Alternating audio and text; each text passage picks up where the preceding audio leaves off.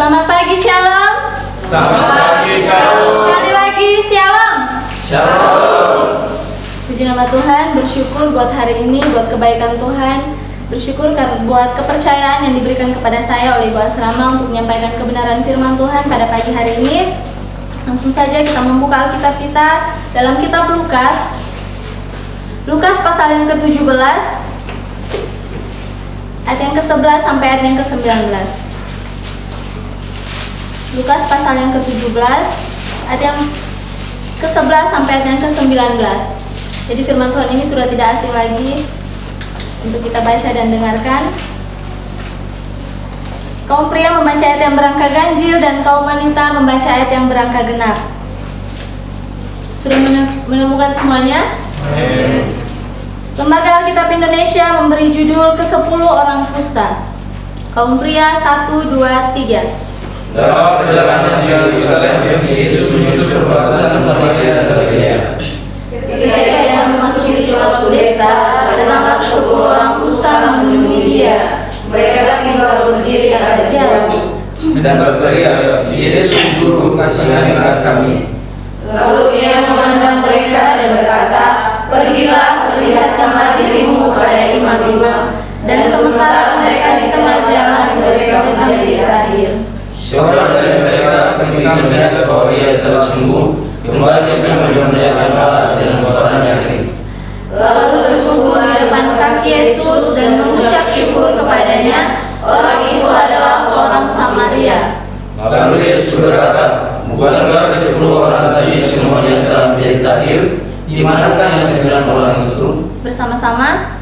Tidak ada mereka yang kembali untuk memuliakan Allah saya adalah orang sini. Lalu ia berkata kepada orang itu, berdirilah dan pergilah, imanmu telah menyelamatkan engkau. Amin.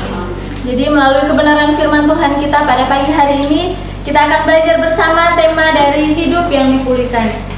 Jadi tema kita pada pagi hari ini adalah hidup yang dipulihkan.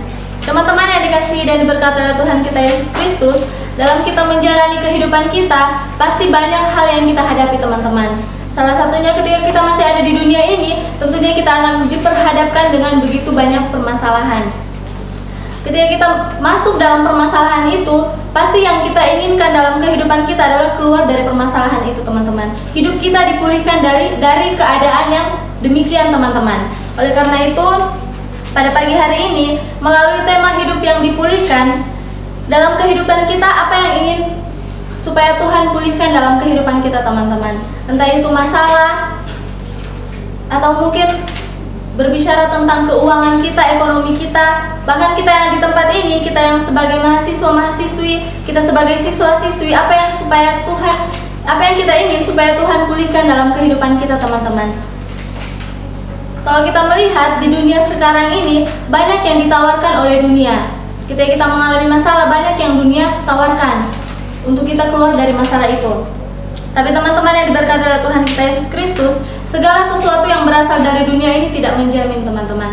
Hanya satu pribadi yang menjamin kehidupan kita. Apalagi ketika kita dalam permasalahan maupun apapun yang kita alami, hanya satu pribadi yang sanggup menjamin kehidupan kita, yaitu Yesus Kristus. Amin. Amin. Jadi melalui kebenaran firman Tuhan pada pagi hari ini, kita akan belajar bersama dalam kitab Lukas pasal yang ke-17 ayat yang ke-11 sampai ayat yang ke-19, bagaimana cara agar hidup kita dipulihkan. Bagaimana cara agar hidup kita dipulihkan? Yang pertama, teman-teman, jelas di ayat yang ke-12, datang kepada Tuhan Yesus. Ayat yang ke-12 mengatakan, ketika ia memasuki suatu desa, datanglah 10 orang kusta menemui dia. Mereka tinggal berdiri agak jauh. Jadi ketika Yesus sedang berjalan menuju ke Yerusalem, ketika di perbatasan Galilea dan juga Samaria, datanglah 10 orang kusta untuk menemui Tuhan Yesus. Teman-teman yang dikasihi dan diberkati oleh Tuhan kita Yesus Kristus, kita tahu bersama bahwa penyakit kusta merupakan penyakit yang dianggap orang Yahudi sebagai hukuman atas dosa tertentu yang dilakukan oleh orang-orang tersebut, teman-teman. Dan dapat diartikan bahwa orang yang mengalami penyakit kusta adalah orang yang hidupnya tidak berkenan kepada Tuhan. Jadi apa yang diinginkan oleh ke-10 orang kusta ini ketika mereka datang kepada Tuhan Yesus, yaitu hanya satu, supaya hidup mereka disembuhkan, supaya penyakit mereka disembuhkan, supaya mereka pulih dari penyakit kusta mereka, teman-teman. Jadi yang mereka inginkan ketika mereka datang kepada Tuhan Yesus adalah menginginkan kesembuhan, bukan karena bersungguh-sungguh untuk benar-benar menemui Tuhan Yesus. Kita lihat bahwa dalam kehidupan kita, hal inilah yang harus kita lakukan, teman-teman. Ketika kita mengalami permasalahan, Tuhan mau supaya kita datang kepada Tuhan, mencari Tuhan, bukan mencari hal-hal yang lain, teman-teman. Banyak hal yang memang ditawarkan, seperti yang sudah saya bilang tadi, bahwa banyak hal yang ditawarkan oleh dunia ini. Salah satunya mungkin keuangan. Dengan mempunyai uang, orang bisa melakukan segala sesuatu, teman-teman. Banyak hal yang bisa dilakukan orang ketika dia mempunyai uang. Tetapi yang tidak bisa dilakukan adalah uang tidak menjamin kehidupan kita, teman-teman. Uang tidak menjamin kehidupan kita, karena hal itu hanya bersifat sementara, hanya ketika kita berada di dunia ini.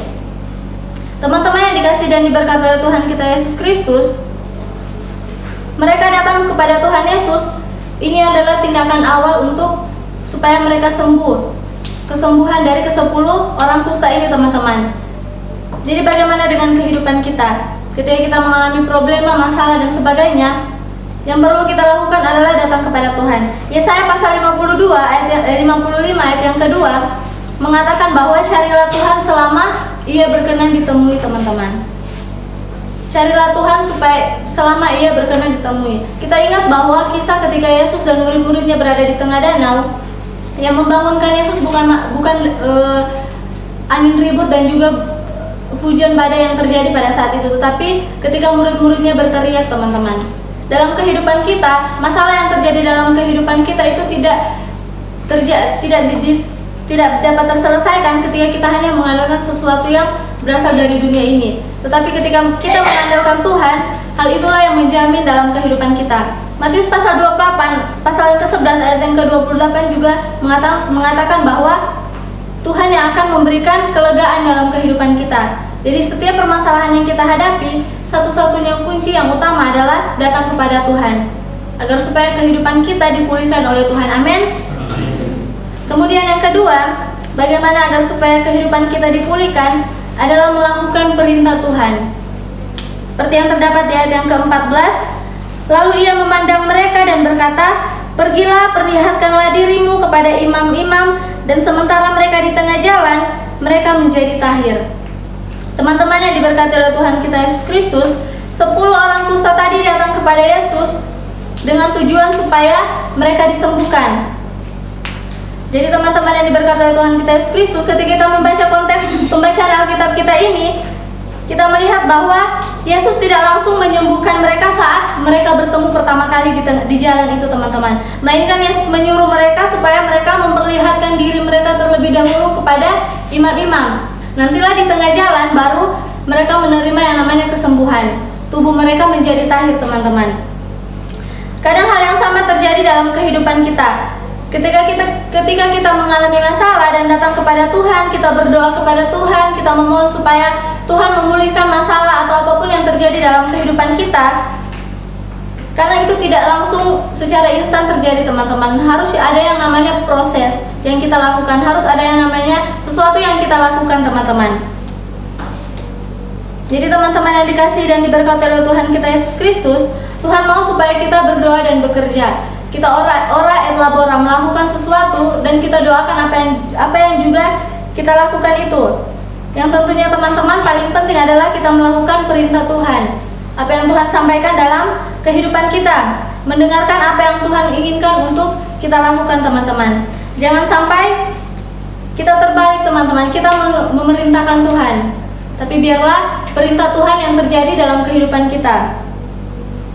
Jadi teman-teman yang dikasihi dan diberkati oleh Tuhan kita Yesus Kristus, ketika kita ingin sesuatu terjadi dalam kehidupan kita, tentunya kita harus melakukan apa yang menjadi maunya Tuhan dalam kehidupan kita. Jangan cuma kita mau supaya Tuhan bertindak dalam kehidupan kita, tetapi kita tidak ada yang kita lakukan.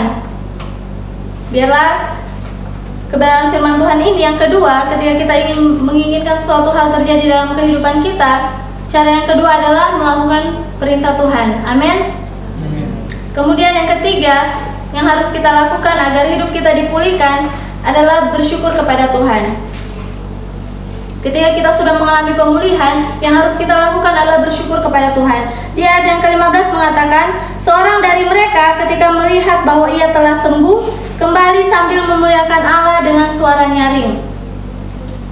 Ini yang paling penting untuk kita lakukan, teman-teman. Seperti ke-10 orang kusta tadi, ketika mereka datang bertemu dengan Tuhan Yesus di jalan, dan Tuhan menyuruh supaya mereka kembali kepada imam-imam, semua ke-10 orang kusta tersebut menjadi tahir semuanya, teman-teman. Tetapi kita melihat bahwa hanya satu orang yang tergerak untuk kembali kepada Tuhan, kembali untuk memuliakan Allah. Sedangkan yang ke-9 tadi, entah kemana, teman-teman, mereka tidak kembali untuk memuliakan Allah. Jadi teman-teman yang dikasihi oleh Tuhan kita Yesus Kristus, seperti yang tadi saya bilang bahwa dari awal yang mereka cari adalah kesembuhan dari Tuhan, teman-teman. Bukan yang mereka cari bukan Yesusnya, tapi supaya mujizat atau kesembuhan terjadi dalam kehidupannya. Makanya mereka cari Tuhan. Makanya mereka datang kepada Tuhan. Teman-teman yang diberkati oleh Tuhan kita Yesus Kristus, kita belajar bahwa hanya Tuhanlah sumber pertolongan satu-satunya dalam kehidupan kita. Ketika kita menginginkan pemulihan terjadi dalam kehidupan kita, yang perlu kita lakukan adalah kita datang kepada Tuhan, kemudian kita melakukan perintah Tuhan. Ketika kita mengalami pemulihan tersebut, kita harus bersyukur kepada Tuhan, teman-teman. Jangan ketika kita sudah mengalami pemulihan, kita tinggalkan Tuhan, atau kita datang kepada Tuhan hanya saat kita butuh. Tidak, teman-teman. Tetapi segala sesuatu yang terjadi dalam kehidupan kita, setiap proses yang terjadi dalam kehidupan kita, Tuhan mau supaya kita bersyukur atas semuanya itu. Karena kita yakin dan percaya bahwa hanya Tuhan satu-satulah yang menjadi jaminan dalam kehidupan kita. Amin. Biarlah kebenaran firman Tuhan yang singkat ini dapat memberkati kita semua, bahwa ketika hidup kita menginginkan pemulihan dari Tuhan, yang harus kita lakukan adalah yang pertama datang kepada Tuhan, kemudian kita melakukan perintah Tuhan, dan ketika kita mengalami pemulihan dari Tuhan, hal yang harus kita lakukan adalah bersyukur kepada Tuhan. Amin. Amin. Demikian saja yang dapat saya sampaikan.